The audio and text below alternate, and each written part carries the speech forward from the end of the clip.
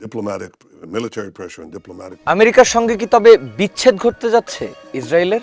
কোটি কোটি ডলারের মার্কিন সামরিক সহায়তা না নেওয়ার যে ঘোষণা দিয়েছেন বেনিয়ামিন নেতানিয়াহু, তার আসল উদ্দেশ্য কি? ইরানের সঙ্গে যুদ্ধ শুরুর পর এই প্রথম কোনো মার্কিন টেলিভিশন চ্যানেলে মুখ খুললেন নেতানিয়াহু। সিবিএস নিউজকে দেওয়া এই সাক্ষাৎকারে তিনি এমন এক ঘোষণা দিয়েছেন যা শুনে খোদ তার মন্ত্রিসভার সদস্যরাই রীতিমতো হতবাক।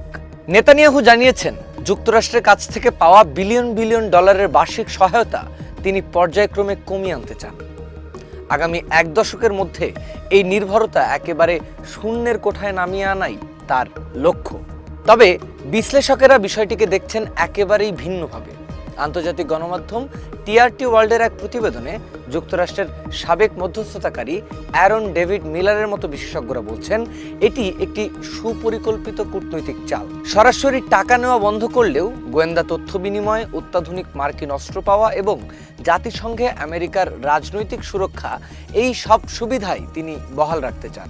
মূলত গাজা যুদ্ধের পর খোদ যুক্তরাষ্ট্রে ইসরায়েল বিরোধী যে তীব্র জনক্ষোভ তৈরি হয়েছে তা সামাল দিতেই এই স্বনির্ভর হওয়ার নতুন নাটক।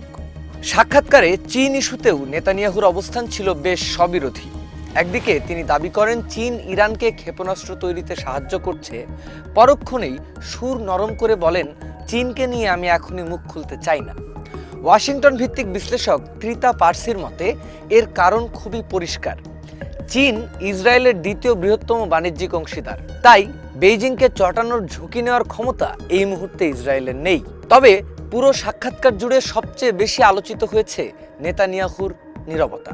নতুন আরব জোট কিংবা সামাজিক যোগাযোগ মাধ্যমের ষড়যন্ত্র নিয়ে তিনি ঘন্টার পর ঘন্টা কথা বললেও গাজায় ইসরায়েলি হামলায় নিহত ৭২,০০০ ফিলিস্তিনির বিষয়ে একটি শব্দ উচ্চারণ করেননি।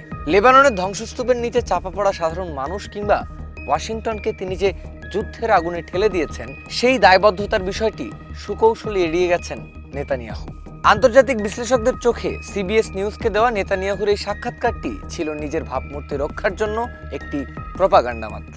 এমন ইন্টারেস্টিং সব ফ্যাক্টস জানতে দেশ ও দুনিয়ার সর্বশেষ খবর সম্পর্কে আপডেটেড থাকতে ভিজিট করুন ঢাকাস্ট্রিম.net, ফলো করুন ঢাকা স্ট্রিমের ফেসবুক পেজ, সাবস্ক্রাইব করুন ঢাকা স্ট্রিমের ইউটিউব চ্যানেল।